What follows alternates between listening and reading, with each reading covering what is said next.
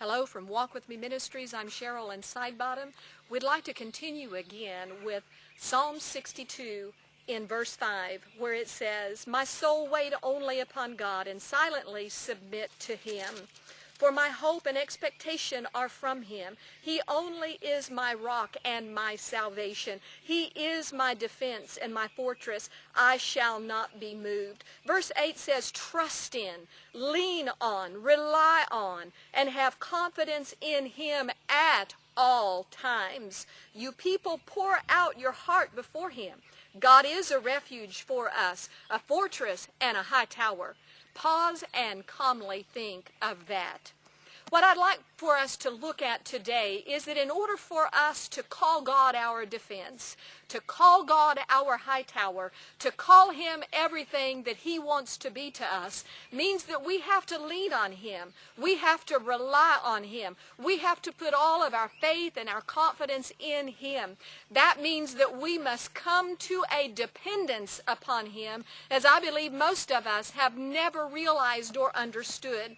God wants us to be totally dependent upon Him to supply our every need. He can take care of us and do for us what we could never do for ourselves. And He wants to be that ever unceasing supply in our lives. He wants us to be unceasingly receiving from the supply that He has for our lives. He wants to continually be our defense. He wants to continually be our fortress. He wants to continually be our all in all. We can see this so readily in the creation, when we know that God created everything dependent upon Him.